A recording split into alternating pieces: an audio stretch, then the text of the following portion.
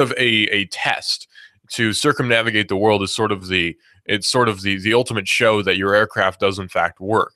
And now that's what's happening, where the Solar Impulse aircraft is in fact flying around the world. So at the moment, the Solar Impulse has covered over 6,800 kilometers, which is about 4,230 miles, which is longer than the straight line distance to Hawaii. But the route it's taken has been somewhat indirect. It's estimated that the first possible chance at landing will be roughly 24 hours from now. It's currently nighttime over the Pacific, and Solar Impulse is discharging its batteries and has drifted down to an altitude of 2,500 meters. This is the longest leg of the journey, and completing it is a key milestone for the effort. Since every leg of the flight is taking place in the northern hemisphere, the trip has to be completed over the summer months in order to ensure sufficient power. And the ultra-lightweight aircraft needs favorable winds and calm weather conditions in order to complete the longer legs in a reasonable amount of time. Crossing the Pacific will put it in a much better place to finish the journey this year. So the Solar Impulse aircraft is now working on completing the circumnavigation of the globe, according to these reports. So a solar plane is still actually kind of a new idea. Not new idea as in like nobody's thought of it before, but new idea in the sense that nobody's really tried to execute it in a meaningful way until now. So now we have the Solar Impulse jet, which is actually being practically executed in a very good way. We're seeing it used for circumnavigation. So hopefully this technology can be scaled up, and we'll be seeing solar passenger jets not too long from now. Solar commercial air flights not too long from now. How cool would that be? Well, Apple Music has debuted, and people are saying now that it might actually be the ultimate music service. Well, I run every music service through a battery of tests, believe it or not, to see if it has the music that I want. And I haven't yet come to a conclusion with Apple Music, but I'm certainly interested to see how it fares. You see, my test is this. I look on these different music services to see if they have particular extremely obscure music, and if they don't, then it fails the test. So the first line of business is to see if the music service has the Pigment EP by the Ecstasy of St. Teresa. If they do not, then they obviously don't have all the music that I want to listen to, and thus they get dropped immediately. So that's my test. If it doesn't have it, then it's not any good. And so far, not a single one has passed the test. Oh well. Although they do usually have other albums by them, it's not the ones I want to listen to. So Apple Music has now debuted, and some are saying that it might actually be the ultimate music service, despite Prince not being on. Apple launched iOS 8.4 yesterday, which is the major piece of it being the long-awaited and highly publicized Apple Music service. While iTunes dominates digital music downloads, Apple did not offer a streaming service until 2013 with iTunes Radio. Took them long enough, right? iTunes Radio took advantage of Apple's $30 million, or not dollar, but 30 million song catalog, and it was integrated with the music app on iOS and into iTunes on the desktop, but did not seem to set the world on fire, competing with Pandora, Slacker, Rdio, and especially Spotify. Other entrants from competing platforms include Samsung's Milk, Google Play Music, which is what I use, and Microsoft's Xbox Music. Needless to say, there are a number of choices for streaming music. I use Google Play Music because I can sync it up with the music I've downloaded on my computer, so I just immediately have almost all of my music on my phone streaming, which is actually kind of cool. I think you can do that with iTunes. I'm not sure, but I don't have an iPhone, and I don't really have any interest in getting an iPhone, so I'm fine with what I got. Rapper Dr. Dre, famous for the Chronic album, and record exec Jimmy Iovine, who I have no idea who he is, achieved great success with Beats headphones for some reason.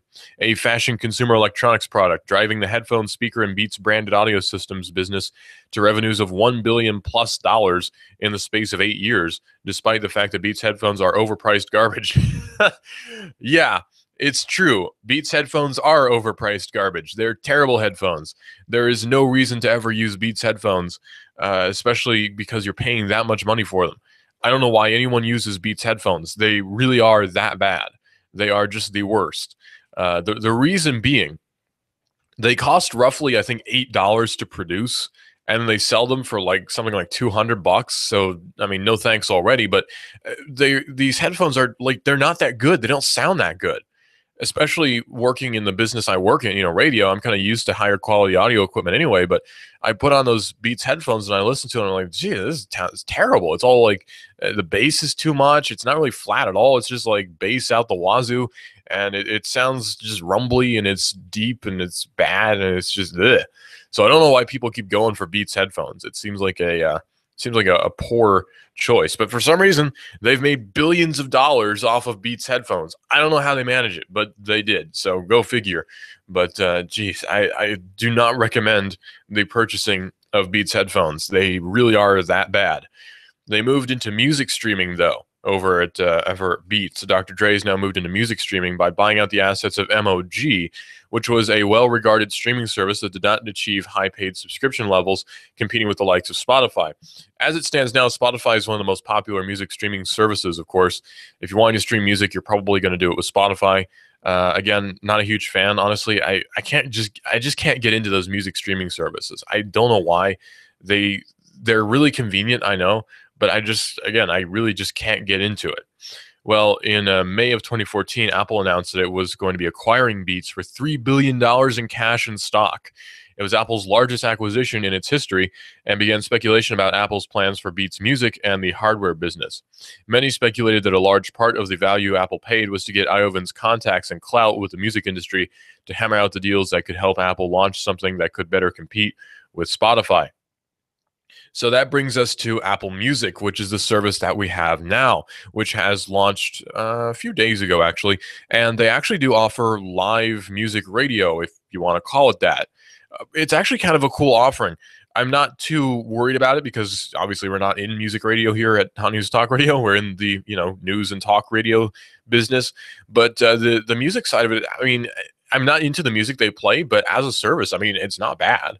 It's certainly not terrible. So it's kind of interesting to see how internet radio is really taking off in such an interesting and meaningful way. So I'm very excited about that. It's sort of a new frontier. Of course, it's not new to us because we're on internet radio already. So that's another reason I'm not too worried. Right now, you can listen to us on hotnewstalkradio.com. You can also download the TuneIn Radio app and search for Hot News Talk Radio. And Hot News Talk Radio is also on Twitter, where you report the world decides at Sam1240 Hot News Talk Radio. So that being the case, I'm not too worried about internet radio because we're already there. People say, aren't you worried about internet radio crushing terrestrial radio? Or no, not really. I mean, we're fine as it is. We have internet radio here already. We're on the internet. So not a big deal to me.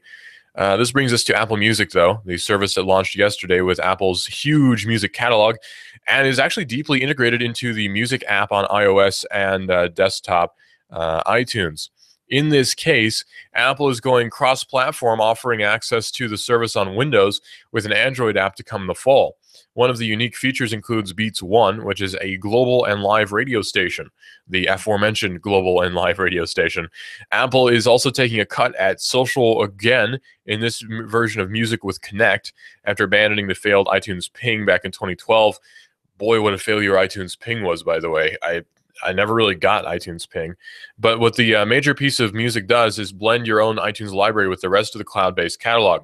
Apple reportedly has 300 actual humans curating playlists by genre and mood, as opposed to more algorithmically derived playlists. So you do get sort of the emotion side of it with their music service. So for once, I'm not going to be too critical of Apple. I will say that it sounds like a kind of a cool thing. So if you haven't tried out Apple Music already, give it a shot and see if you like it. If not, hey, that's cool too. There's always Google Play Music and Spotify and Pandora and Rdio and Slacker and everything else. So it's not like there's any shortage of music streaming services out there. In fact, there's almost a saturation of them. But that's okay because competition is good. See, that's something that people sometimes don't remember, is that competition is actually really good. They say, man, we have a store here. Why do we need another one right across the way? Well, for competition in prices, duh. Think about it this way. I was driving my dad to work today because we're down to one vehicle. So I'm doing a bit of good work and driving my dad to work every day, which means I have to get up at 5, but whatever, it's fine. So I drive my dad to work, and we noticed that there's a gas station opening up across from another gas station right near Erlanger. And I was saying that, my dad mentioned that, now they're going to get in a price war. And I realized, well, that's a good thing. Now, of course, that's a good thing because then that means there's competition with their prices. So that's why the competition and perhaps even saturation of the market with the music streaming services is actually okay, because that means there's competition in prices. So now we have that the situation where there's a competition in prices from RDO and Spotify and Pandora and Google Play Music and all these different services and Apple Music now that are offering competition and competitive pricing as well, of course. Well, the so-called corrupt Silk Road investigator has now pled guilty, and he's admitting, I should say, to $240,000 for a movie deal. So a $240,000 movie deal for the corrupt Silk Road Mark Force agent, who is, I believe, from the DEA, and he's pled guilty now to extortion, money laundering, and obstruction of justice. So he stood before the U.S. District Judge Richard Seaborg in an orange inmate's jumpsuit. According to Ars Technica, he admitted that he stole from the Silk Road and its founder, Ross Ulbright, even as he was investigating the website. Prosecutors described the details of the charges against him in court. Later, as Seaborg questioned Force about his accusation, Force admitted to each and every one. Acting as Knob, the government-sanctioned account through which he interacted with Ulbright's online persona, Dread Pirate Roberts, Force took payments from Ulbright that he didn't tell his superiors about, and then diverted the bitcoins into his personal accounts, according to these reports. Ulbright was also tried earlier this year and sentenced to life in prison in May. Now, if you're not familiar with the Silk Road case, it really is a fascinating thing that just recently occurred, where there was an online drug marketplace, and you could buy and sell drugs, narcotics online, and it was pretty cool. But unfortunately, that is no more. So you cannot buy drugs and narcotics and such online anymore because Dread Pirate Roberts has been arrested, and you can no longer buy drugs or any of the like online. Well, from Silk Road anyway. You still can, really easily actually. It's just you can't buy them from the Silk Road. There was Silk Road 2, and then there's Agora, and there's all sorts of other drug networks. So it's not like it's difficult to buy drugs online. It's actually incredibly easy. So I'm not too worried about that. But yeah, the Dread Pirate Roberts, allegedly Ross Ulbright, was put in jail now, has been sentenced to life in prison. Well, Mark Force, according to the allegations, actually stole money from the Silk Road. And so he's now being put on trial for that and has pled guilty to the charges and is apparently admitting to every charge. He also created a second unauthorized account called French Maid, according to the reports, which he collected approximately $100,000 in bitcoins by offering counterintelligence on law enforcement. In an attempt to extort money from DPR, Dread Pirate Roberts, using a third account called Death from Above, he was not successful. The government also charged Force with having multiple conflicts of interest, including a contract from 20th Century Fox to be paid up to $240,000 to tell his story for an upcoming movie. Of course, there's going to be a movie about the Silk Road. Who's surprised, really? There's an Oliver Stone movie about Edward Snowden, so why not a movie about the Silk Road? Probably going to be directed by Michael Bay. I wouldn't be surprised at all, actually. Ang Lee to direct the Silk Road movie. It isn't clear how much of that, if any, Force actually got paid, but the contract was signed in 2014, and Force did not reveal that to his superiors at the DEA, according to the allegations. Force was a key source in Wired's Silk Road cover story, published in April 2015, which concludes by describing Force's own arrest. A second conflict involved a company called CoinMKT, which Force worked for and also was a primary investor in. He used his job at the DEA to help them run criminal background checks. At one point, he confiscated $370,000 from a CoinMKT user, saying that he was taking it on behalf of the DEA, but only put $37,000 in the government account and kept the rest. And there's more on the, there's been previous reports about the $297,000 as well. So it appears that the investigators are just as corrupt as the corruption that they're investigating, which is not surprising at all. I mean, it's the government. What do you expect? When we're dealing with the government, you have to understand one thing. The government is completely inept and also completely corrupt. So when you're dealing with them, you have to understand, the folks in the government, I mean, when you're dealing with it, you have to understand that it's a completely corrupt entity. It couldn't possibly play by its own rules because why would it? It can bend them and there's no one to stop them, right? I mean, if you are playing the game that you built, you can bend the rules a little bit and win every time. So trying to play the game against the person who built the game really isn't going to help you out any. And that's the case with a lot of different legal battles that we keep seeing And that's the case with a lot of different investigations that we see where the rules are bent and judges don't quite understand how technology works. So we have situations like we had with the DPR. Of course, there's no disputing that what Ross Ulbright allegedly did was illegal, right? I mean, there's no disputing that. Selling drugs is illegal. You can't really do that legally unless you work for a pharmacy. So, I mean, there's no arguing that. Philosophically, I see nothing wrong with what he did, but legally, I see everything wrong with what he allegedly did. So you have to separate the legal from the philosophical, I guess, when discussing the Silk Road. Philosophically, I don't think he did anything wrong. I'm fine with what he did. Legally, that's a whole nother issue because we're talking about selling drugs online. That's obviously it's not legal. There's no way for that to be. But philosophically, again, I really don't care. You can do what you want. So it's a difficult situation to be sure, especially when you're reporting on it and trying to be as unbiased as possible. So the unbiased conclusion would be that Ross Ulbright, who's alleged to be the Dread Pirate Roberts, has been convicted and has been put in jail for life, while Karl Mark Force, who was a DEA agent investigating the Ross Ulbright case and the Silk Road case, is alleged to be involved in corruption and is also going to be put in jail for a while due to him having pled guilty. And there's also allegedly a movie deal against him in that case as well, or a movie deal which contract was allegedly signed by him with 21st Century Fox, I should say. That's the complete unbiased view that we can ascertain from the Silk Road case. Well, this is Hot News Talk Radio AM 1240. We are everywhere. Listen live to Hot News Talk Radio at hotnewstalkradio.com. Download the TuneIn Radio app and search for Hot News Talk Radio. Hot News Talk Radio is also on Twitter, where you report the world decides. That's AM 1240, Hot News Talk Radio. You can save half off right now. Go to hotnewstalkradio.com and click on the half off link for great deals. Hot News Talk Radio is saving you money. That's AM 1240, Hot News Talk Radio. And, you know, we actually have a really good lineup of programs here on Hot News Talk Radio. We have Don Imus in the morning. He's been in the radio business for a very long time. We have Laura Ingraham as well, and she's taking a neocon perspective, and she's talking about the elections and immigration and such. She's very a key player on immigration. And, of course, what you're listening to now is Digital Drive, which is my show. We talk about technology and quite a bit more, and the Silk Road case, which is unfortunately still not over.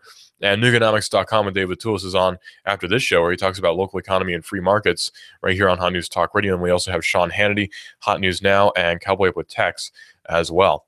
You know, I actually need to get a car pretty badly, and I've been looking at different cars, and really I've been looking in all the wrong places because I should have been looking at Automax this whole time. Automax is a car lot where top quality used cars are sometimes $2,000 less than the other car lots. It's an unpretentious little car lot just east of Central High School on Highway 58. Louis does everything himself at that business. He doesn't have any employees. Him and his family do everything, and he passes the savings on to you.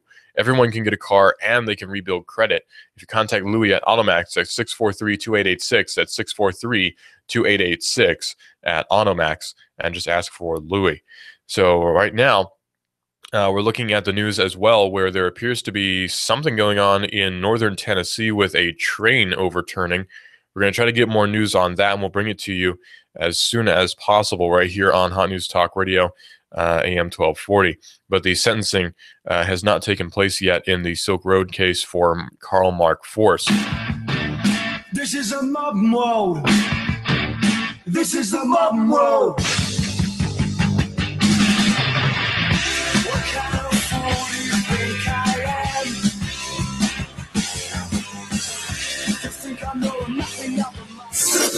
You give us 12 minutes and 40 seconds, we'll give you Chattanooga and the world.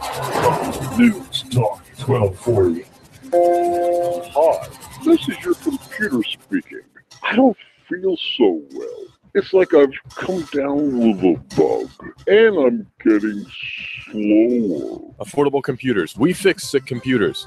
Your hometown guys at Affordable Computers will repair your PC in half the time of the big boys at an affordable price. No tricks, no gimmicks, no computer speak technobabble. Just good, quick, and courteous affordable service and repairs. Want to affordably supercharge your PC? Affordable Computers on Highway 58. Affordable Computers hand builds all desktops in-house. If you're looking for a better-than-new refurb laptop, $150 will get you a Dell or another name brand at Affordable Computers. Affordable Computers, Highway 58, between Arby's and Taco Bell. Also Fort O, Battlefield Parkway, near Holcomb's. Affordable Computers, we service what we sell. Call 499-1975. That's 499-1975.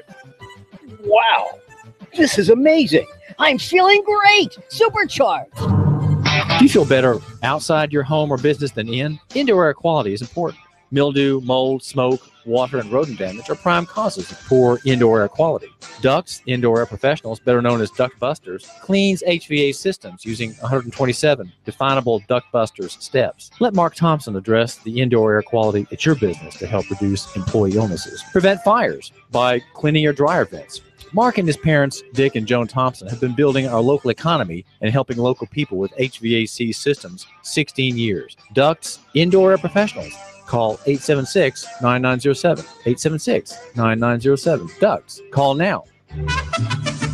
We've got a table here at Delia's in Saudi Daisy, ready to delight in a plate of authentic Mexican food. Delia's spreads a rich selection, loaded nachos, crazy chicken, homemade tamales, maybe the enchiladas with beef, chicken, pork, quesadillas. Every dish beautifully pictured on the menu to help us decide. Join us for lunch or dinner. We're at Delia's in Saudi Daisy on Dayton Pike near the Thrasher Light. Here's dinner. Delia's uses the freshest ingredients, cooked to perfection. Nachos, homemade. Delia's open every day except the Lord's Day. For lunch and dinner, treat yourself to Delia's genuine Mexican food. In Saudi, call 521-7145. That's 521-7145. You give us 12 minutes and 40 seconds, we'll give you Chattanooga and the world. News Talk 1240. You love your hometown. Are you interested in free markets, in local economy? Do you hope that Chattanooga can survive the next meltdown, the next chain of disasters in the national economy? What's the best way to live out the ideals of self-government and self-determination? Join me, David Toulis, weekdays 1 to 3. Host News Talk 1240. Love your neighbor, buy local. You give us 12 minutes and 40 seconds, we'll give you Chattanooga and the world. Host News Talk 1240.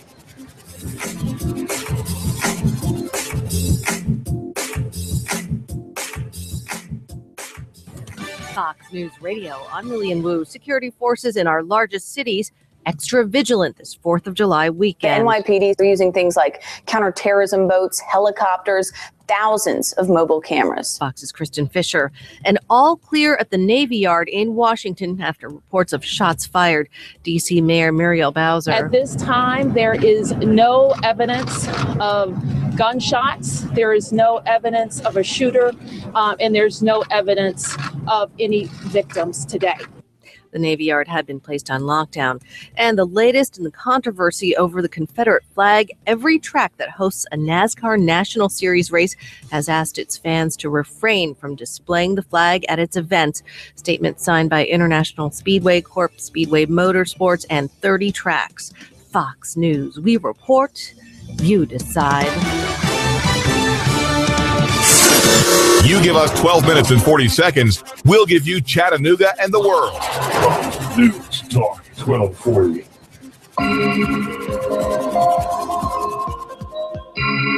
We're just now getting something in out of northern Tennessee, where 5,000 people have now been evacuated after a train crash has released toxic fumes.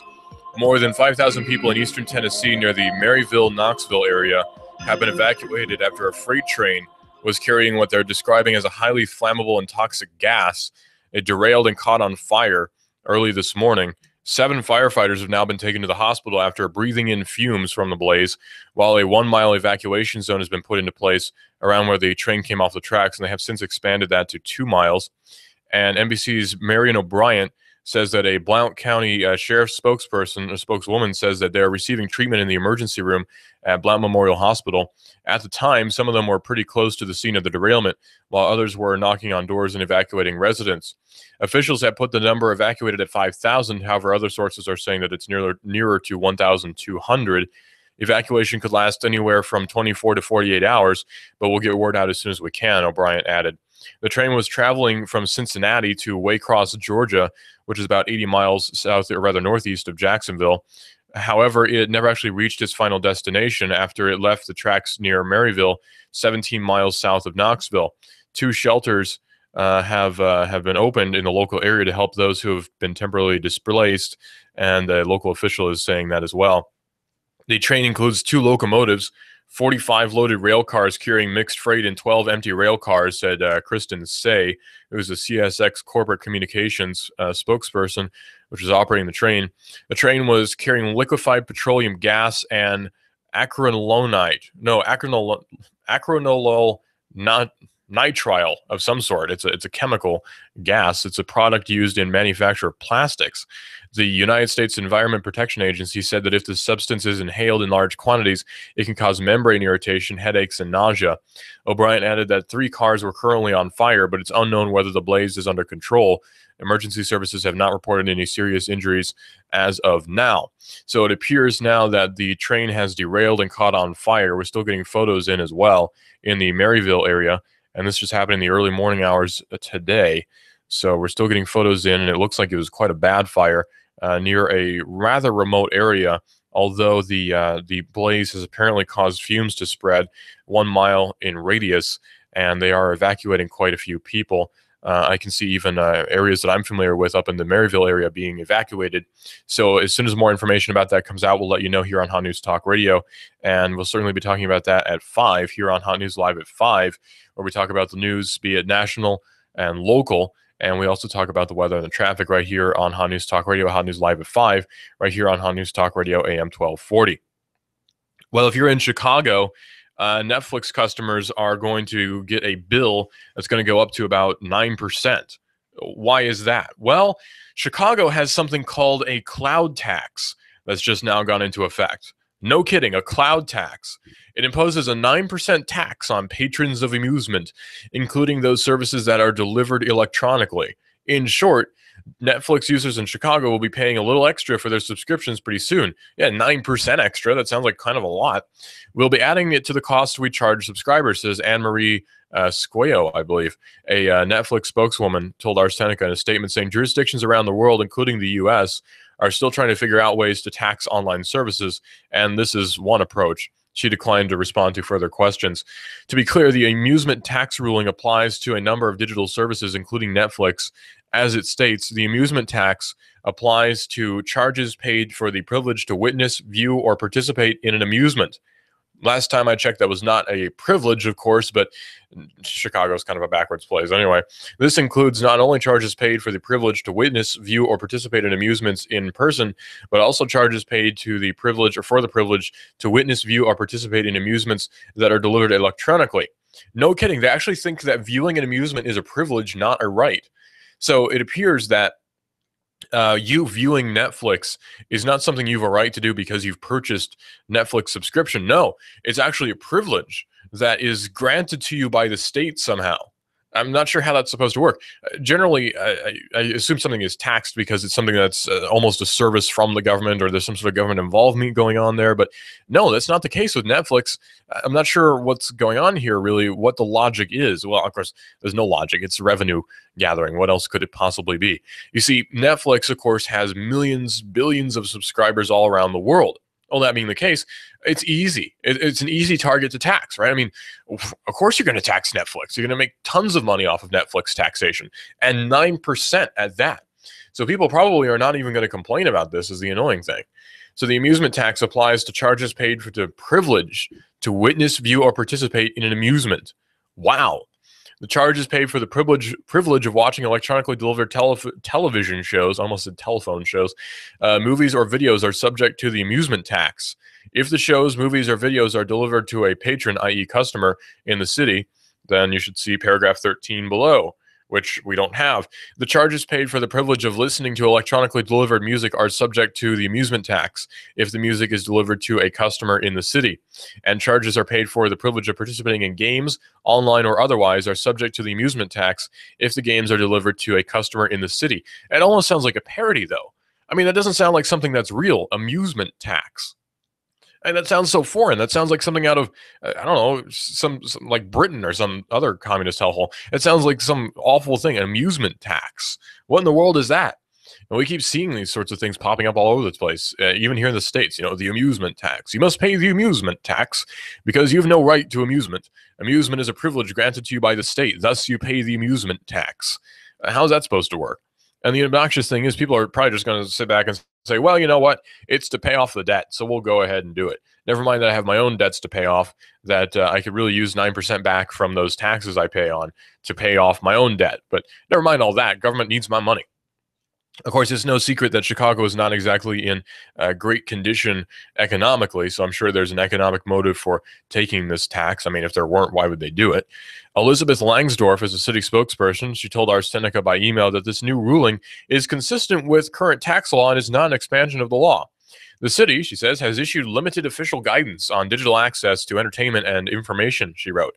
As a result, some online providers of music, movies, and games have collected amusement tax, some lease tax, and some no tax. In addition, some online providers of financial products and other databases have collected lease tax, but many have assumed that they were exempt. The city's new rulings clarify the application of taxes to digital goods to ensure consistency and eliminate revenue gaps. Thus, you have the amusement tax. Wow.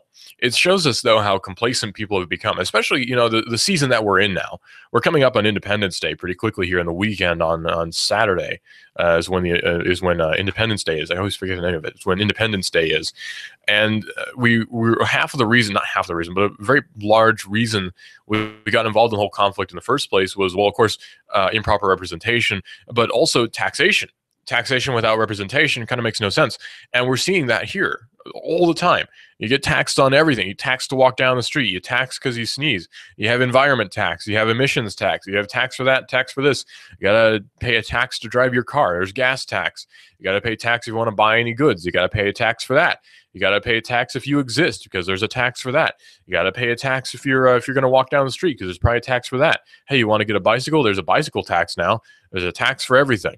And now there's apparently an amusement tax as well. It's taxation. It's all it is. Taxation, taxation, taxation. We keep seeing it. And yet people aren't really getting upset about it to any sort of meaningful degree other than just, boy, gee whiz, I sure wish they'd stop doing that. And that's really as far as they go. And people just say, boy, this sure is, gee whiz, this sure is a bad thing. But, oh, well, we got to pay our taxes, right? And they just sort of go on with their day. Nobody really gets upset to any sort of meaningful degree due to the taxation which we have here in the States. And I'm not sure I understand that reasoning. I'm not sure I understand why it is that we're not getting more angry than we already are. I mean, how are the good folks of Chicago, tolerating this amusement tax and not saying, well, this is ridiculous. You're taxing us for amusement. How dare you? We're not really seeing that, unfortunately.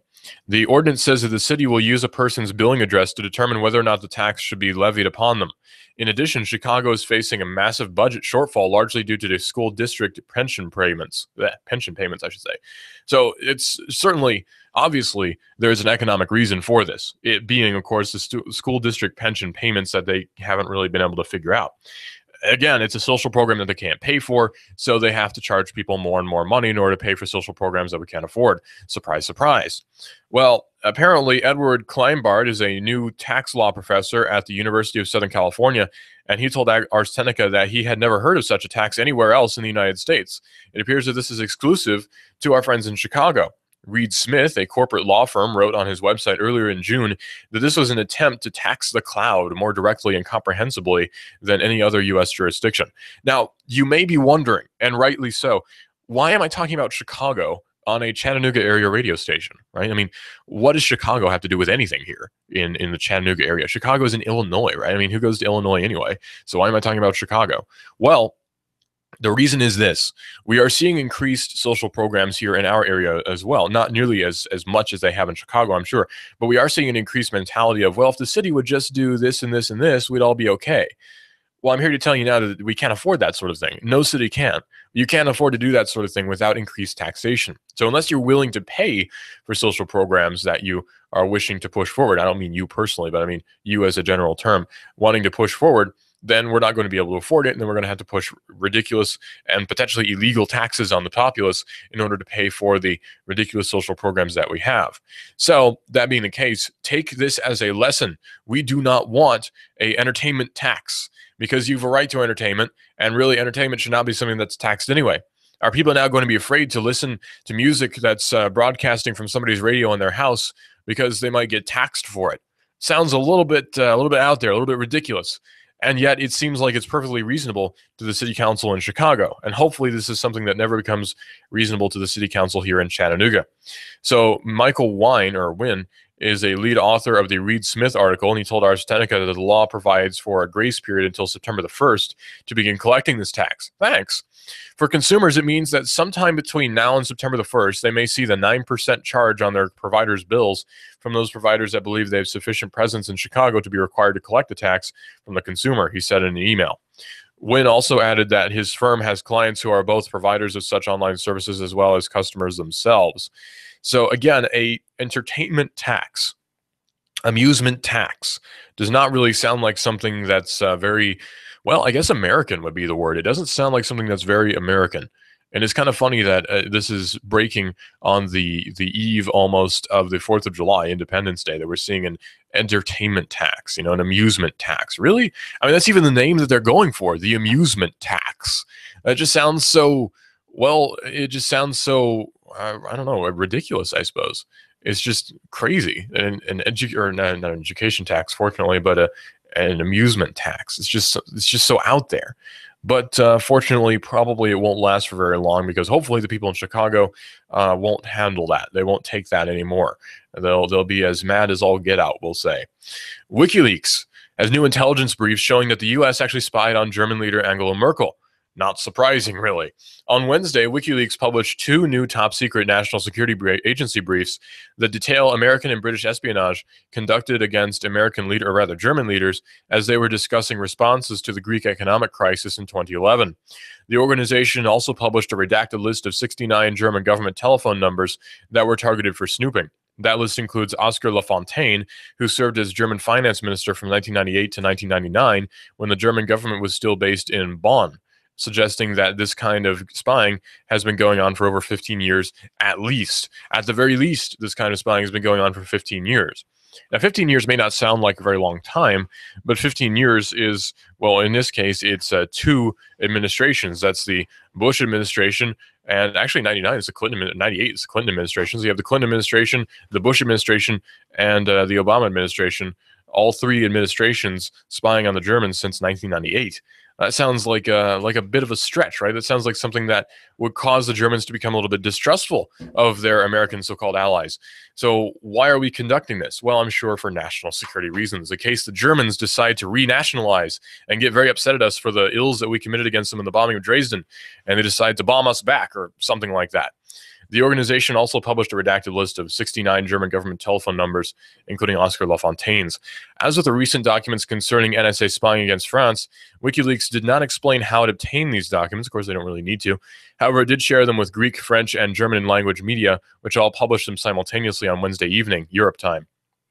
The timing of the document's release is actually kind of curious, because it comes just as Greek Prime Minister Alexis Tsipras, I think is how you say, changed his position and said that his country would in fact accept a deal by Greece's creditors over the weekend. Greece has already defaulted on loans provided by the International Monetary Fund, not surprising, and the world has been watching to see whether it would go bankrupt or be kicked out of the Eurozone, which would have a rather bad effect worldwide, especially economically, especially on top of what's happening in Puerto Rico. One of the documents specifically provides information between Chancellor Angela Merkel and an unnamed assistant. Assuming that the document is authentic, it would provide incontrovertible proof that the United States targeted her specifically. And they have a long email that Ms. Merkel wrote to an assistant who is unnamed. Of course, we don't need to read that because it's very long and very arduous, and it's just proof that they actually got into their emails. Still, though, why does anyone trust us anymore if we're doing this sort of thing is the question that should be asked. And really, I hesitate to use the word us, because I don't want to affiliate myself with the entity which is pulling this off, because I don't affiliate myself with the entity that's spying on foreign leaders who are actually kind of our allies. So I don't affiliate myself with the U.S. system, the U.S. government. I'm not an affiliate of that. However, I am a critic, very strident critic, actually of the U.S. system, of the U.S. government, of U.S. supremacy. I'm a pretty strong critic of such, and as such, I refuse to affiliate myself with said system. Last month, German Chief Prosecutor Harald Range, or Range perhaps, said that there was insufficient evidence of criminal activity that would hold up in a German court and that the government's inquiry would end. But he noted, should there be promising new investigative leads, the investigation will resume again. Could it be then that we'd see Germany v. the United States in some sort of international crimes court? Probably not. But the German government accused the United States after the German magazine Der Spiegel first broke the story in October of 2013. Neither Range's office nor the National Security Council immediately responded to Ars Technica's request for comment, of course, saying, "We do not comment on information from allegedly leaked documents," said Catherine Pfaff. Similarly, Ned Price, a spokesperson with the National Security Council, told ours that his agency would not comment on specific intelligence allegations, saying, "As a general matter, we do not conduct any foreign intelligence surveillance activities unless there is a specific and validated national security purpose," he wrote by email. "This applies to ordinary citizens and world leaders alike." And I can tell you I've read that exact phrase many, many times. So it's no surprise that the United States government is spying on foreign leaders, be they German, be they French, be they Italian, be they from anywhere else, really. It's not any sort of surprise that we're seeing the U.S. government spying on people who actually haven't really done anything against us. After all, I thought we were allies with the Germans since 1940-something.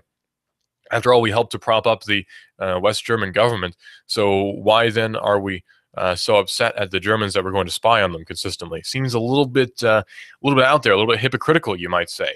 We are enemies of the vast surveillance state of the Soviet Union. So to combat the vast Soviet state, surveillance state, we're going to conduct our own surveillance and such in order to keep their surveillance at bay. It appears to be our approach, and it's not really working out too well for us because it kind of just makes people hate us, and actually kind of rightfully so. Well, again, this is coming out of Tennessee. 5,000 have been evacuated in Tennessee after a train crash has released toxic fumes in the Maryville area in northern Tennessee, northeastern Tennessee, of course. More than 5,000 people have now been evacuated in eastern Tennessee after a freight train carrying highly flammable and toxic gas derailed and caught fire on Thursday morning. 7 firefighters have been taken to a hospital, after breathing in fumes from the blaze, while a 1-mile evacuation zone has been put in place around where the train came off the tracks. And county sheriff's spokeswoman, Ms. Blount, said that they are receiving, or rather Marion O'Brien, I should say, said that they are receiving treatment in the emergency room at Blount Memorial Hospital, which is the county. At the time, some of them were pretty close to the scene of the derailment, while others were knocking on doors and evacuating residents, said a Blount County Sheriff's spokeswoman, Marion O'Brien, who was speaking to NBC. Officials have put the number evacuated at 5,000. However, other sources are saying that the figure is nearer to 1,200. So we're not sure exactly what the number is, be it 5,000 or 1,200. We don't know for sure. The train was traveling from Cincinnati to Waycross, Georgia, which is about 80 miles northeast of Jacksonville. However, it never reached its final destination after it left the tracks near Maryville, 17 miles south of Knoxville. 2 shelters have been opened in the local area to help those who have been temporarily displaced, a local official said. The train includes 2 locomotives, 45 loaded rail cars carrying mixed freight, and 12 empty rail cars, said Kristen Say from CSX Corporate Communications, which was operating the train. The train was carrying liquefied petroleum gas and a product that's used in the manufacture of plastics.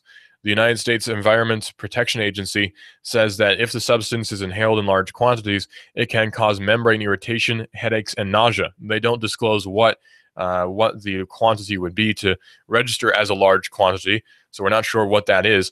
O'Brien added that the 3 cars were currently on fire, but it's unknown whether the blaze is now under control. Emergency services have not reported any serious issues, and I've been getting reports from a friend of mine who lives in the area saying that it's actually a 5-mile evacuation zone. So we're not sure exactly what that is, but 4 to 5 miles is what he's reporting. So everyone in a 2-mile radius was evacuated, and the fire was about 4 to 5 miles away from Maryville, according to these reports. So 2 miles is the radius has been evacuated. Just got that in. 2-mile radius has been evacuated, not 1, as was previously reported. So a train derailment in northern Tennessee in the Maryville area. If you have family up there, I'd encourage you to call them and make sure they're okay. But it appears that there was a train derailment that caused toxic gas to catch on fire and fumes to get in the area. So keep that in mind, and certainly keep those people in your prayers as we're going about our day, because it seems like a very bad situation with 5,000 people being evacuated, according to some reports. Well, Windows 10 is going to be coming out sometime in July, although it appears that not everyone's going to be getting it on the release date, on July 29th. Windows 10 comes out on July the 29th, and you might have to wait until later to get it, I should say. Microsoft said today that it would be rolling out Windows 10 in waves, slowly scaling up the rollout as it sees how things are going. The intention seems to be playing it safe and making sure that Windows 10 is getting a good response and running smoothly across the millions of different systems out there. Microsoft may even issue updates to Windows 10 between its July 29th release date and the time that some early adopters are actually able to download it. It sounds as though Windows insiders who are already testing Windows 10, such as myself, will be able to receive the update on July the 29th. After that, people who have gone through the Windows 10 reservation process will begin to receive the ability to update to the new OS. When the rollout hits them, Windows 10 will download to their computers before they're presented with the option to update. It actually seems like a smooth and sensible update process, even if it may disappoint some who are hoping to jump right in on day one.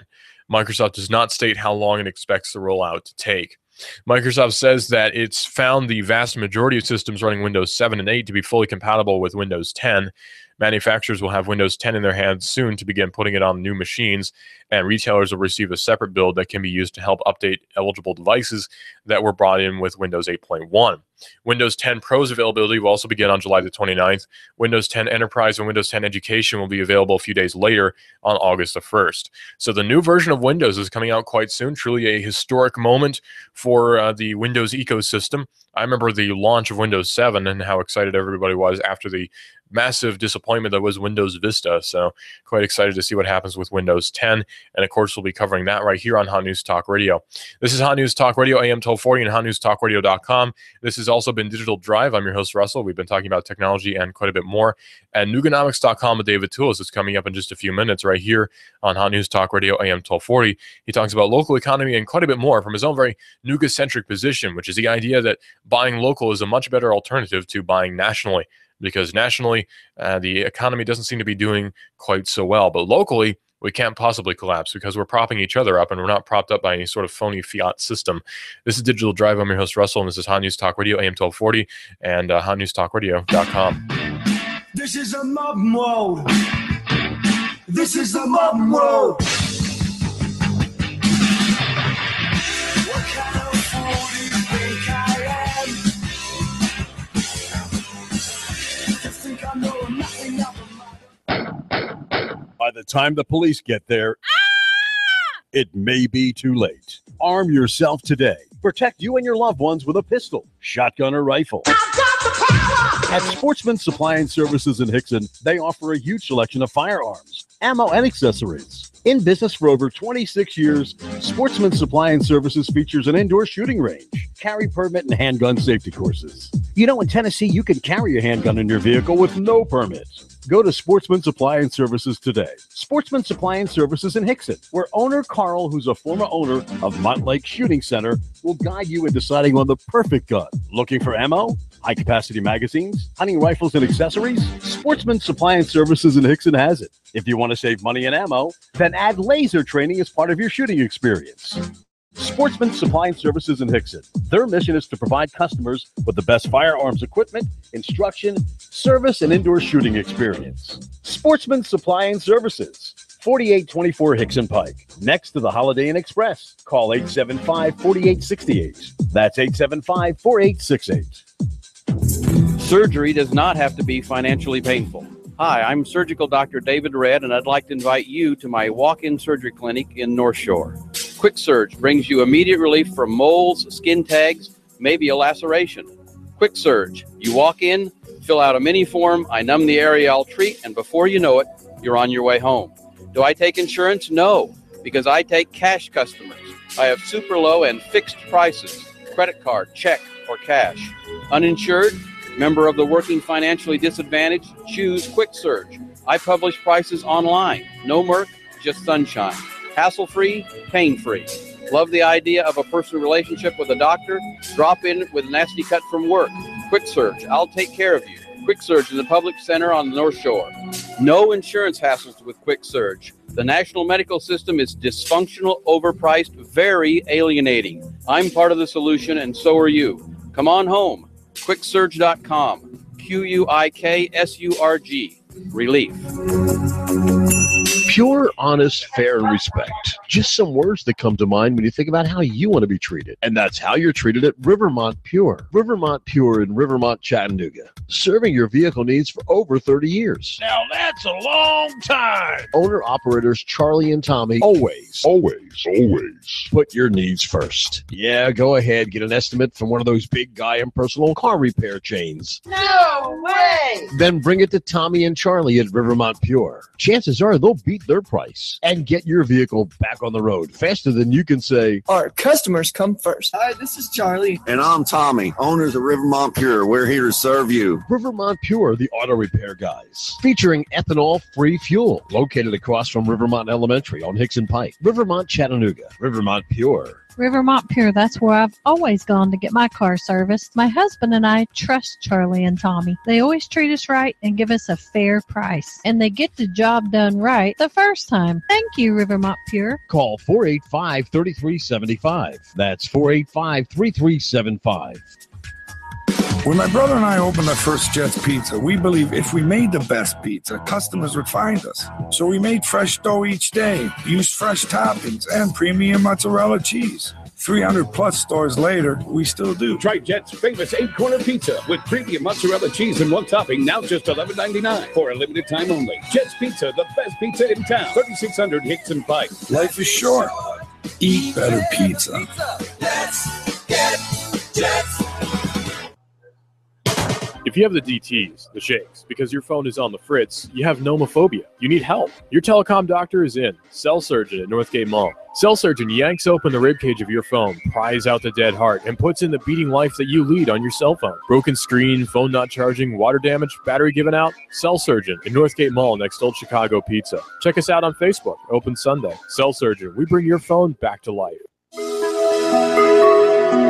You do not have to be living with constant pain. You need to make the choice today to enjoy a revitalized body. You deserve to live a better pain-free life. And Dr. Ross can help. At Ross Chiropractic, failure is not an option. For over 40 years, Dr. Ross, a graduate of the prestigious Palmer College of Chiropractic, prided himself in helping and healing. The Ross method of chiropractic care is unique in developing a treatment designed just for you. And Ross Chiropractic makes this promise to you. If he believes that he can help relieve your pain, he will guide you to another health practitioner to assist you. Feel better now. You owe it to yourself. You really do. Call Dr. Ross now at 954-9591. That's 954-9591. And visit Dr. Ross at 7405 Shallowford Road, Suite 320. Ross Chiropractic, helping your body heal itself. Because when your spine's in line, you will feel fine. You give us 12 minutes and 40 seconds, we'll give you Chattanooga and the world. WSDT Sunny Daisy, Chattanooga. CBS News, I'm Peter King. BP and the Gulf states have reached a settlement more than 5 years after the Deepwater Horizon oil disaster and after nearly as long in litigation, some $18.7 billion. Some say it's not enough. WWL's Chris Miller is in New Orleans. Nearly $7 billion of the $18.7 billion settlement will be paid to Louisiana. $5 billion of that is meant to compensate natural resource losses. Matt Rhoda of the Gulf Restoration Network says it's not insignificant, but it's also not enough to meet what they estimate it will take. $1 billion a year for 50 years, and this is not $50 billion. The attorneys general of Louisiana, Mississippi, Alabama, and Florida say fighting this out in court would have taken years, and the cost of repairing the damage would only increase every year. Chris Miller for CBS News, New Orleans. Job numbers are up. The unemployment rate is down. Labor Secretary Tom Perez says almost everybody should be happy. We now have 3 million jobs roughly in the last 12 months. We've had the best 2-year stretch of job growth since the end of the Clinton administration. But there is a downside. CBS News business analyst Jill Schlesinger. Despite the robust job creation, there is still work to be done. We have 6.5 million people who are working part-time because they can't get full-time work, and more than 650,000 workers are considered discouraged. The number of Americans looking for work has fallen to a 38-year low. We keep hearing about progress in the fight against cancer, but a new report predicts a rise in cancer deaths.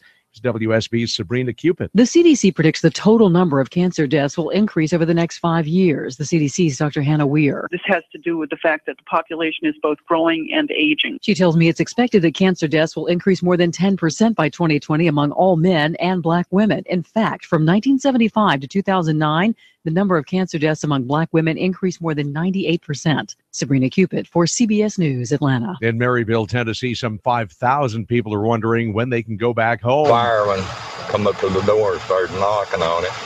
Woke me and my dog up. That's because of a train derailment and fire. A tanker car with potentially dangerous chemicals is still on fire. Officials say they'll let it burn out. At least 10 first responders were treated at a hospital. Josh West is with Blunt Memorial. We've seen first responders come in for decontamination, and we've had 10 of those, and that's a fairly standard procedure for any type of situation like this. Fired in Western Washington State, there are new worries to go along with wildfires there, namely how to pay for all the manpower. Janet Pierce with the state's Natural Resources Agency says part of the problem is that these fires have been unpredictable. They're getting worse. People are saying the fire behavior is like some I've never seen before. And resources are already stretched thin. On Wall Street, the Dow is down 48. This is CBS News. Oh, I hate what menopause is doing to my body. Weight gain, hot flashes, night sweats, stress, fatigue, no energy. Is there any relief? Amberen. According to a recent clinical trial, Amberen was shown to naturally relieve 9 of the most commonly reported symptoms of menopause, including night sweats, fatigue, hot flashes, headaches, mood swings, and others.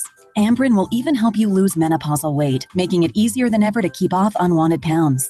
It's no wonder it's the #1 choice for women over 40 to naturally restore hormonal balance. Right now, you can try it risk-free just by calling 1-800-268-0362. That's right. Tens of thousands of women have experienced the relief that Amberen offers, and now you can experience it completely risk-free. To receive a 100% risk-free trial of Amberen, you must call now at 1-800-268-0362. That's 1-800-268-0362. 1-800-268-0362.